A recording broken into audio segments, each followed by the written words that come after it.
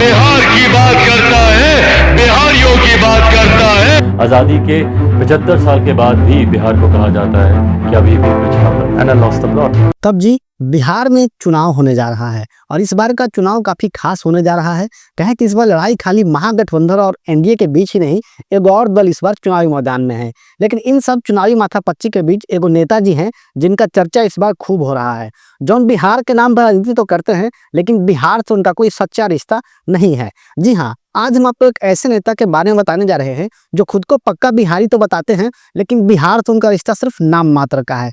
अब तो आप समझ ही रहे होंगे कि हम किस नेता के बारे में बात कर रहे हैं। नहीं समझे तो हम आपको एक छोटा सा हिंट देते हैं। ये नेताजी लड़कियों के बीच काफी फेमस है। अब भी नहीं समझे तो चलिए अब हम ही आपको बता देते हैं। हम बात कर रहे हैं चिराग पासवान के बारे में, जो फर्जी बिहारी बनकर बिहार की राजनीति में एंट्री लेते हैं और बिहार के युवाओं का हक मार जाते हैं।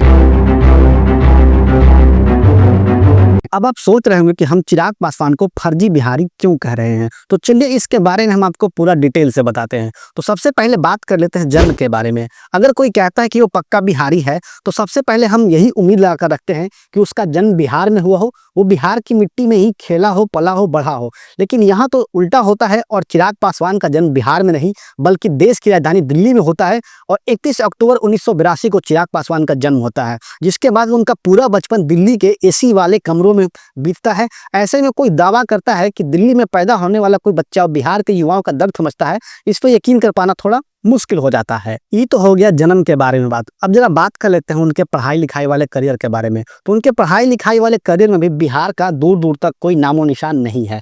उनकी शुरुआती शिक्षा दिल्ली के स्कूल में हुई और बाद में वो कंप्यूटर इंजीनियरिंग करने के लिए झांसी के कॉलेज में एडमिशन लेते हैं। लेकिन ध्यान देने वाली बात यह है कि वो अपना कॉलेज भी बीच में ही छोड़ देते हैं। मतलब कि ना उन्होंने अपनी डिग्री पूरी की और ना ही उनके करियर में बिहार के किसी स्कूल का नाम जुड़ा। अच्छा चलिए इसको रहने देते हैं। कोई कहीं भी पैदा हो सकता है, कहीं भी पढ़ सकता है, जैसे कि हम लोग पढ़ने के लिए बिहार से बाहर आ जाते हैं। लेकिन जो बिहारी होने का दावा करता है उसकी जड़ें हमेशा मिट्टी से जुड़ी होती है। लेकिन चिराग पासवान की मां बिहार से नहीं बल्कि पंजाब की रहने वाली है। जी हाँ, मतलब चिराग पासवान का नानी घर भी पंजाब में है। ऐसे में चिराग पासवान की मां को बिहार की बोली, बिहार की समझ और छठ पूजा के महत्व के बारे में क्या ही पता चल सकता है। मतलब इतना तो साफ है कि चिराग पासवान का मां के तरफ से भी कोई बिहार से कनेक्शन नहीं है। अब आते हैं उस पहलू पे जिसके बारे में आप शायद ही जानते होंगे। दरअसल चिराग पासवान अपने पिता रामविलास पासवान की दूसरी पत्नी रीना पासवान के संतान हैं। लेकिन चिराग पासवान की पहली मां राजकुमारी देवी जो खाटी बिहार से आती हैं, उनके साथ चिराग पासवान का कोई भावनात्मक जुड़ाव नहीं है। मतलब कि उनकी जो सच्ची बिहारी माँ हो सकती है उनको उन्होंने कभी अपना माँ माना ही नहीं। ऐसा हम नहीं कह रहे, ऐसा खुद राजकुमारी देवी कह चुकी है कि चिराग पासवान उन्हें कभी अपना माँ मानते ही नहीं है। ऐसे में आप खुद ही सोच कर देखें कि जो उनकी सच्ची बिहारी माँ हो सकती थी उनसे रिश्ता तोड़कर कोई बिहारी आइकन कैसे हो सकता है। अब आते हैं वो असली मुद्दा पे कि आखिर जिस चिराग पासवान का न जन्म बिहार में, न पढ़ाई लिखाई बिहार में, न बिहार से कोई भावनात्मक जुड़ाव, आखिर वो बिहार वापस काहे लौटते हैं। तो इसका एक ही जवाब है, पॉलिटिकल मजबूरी।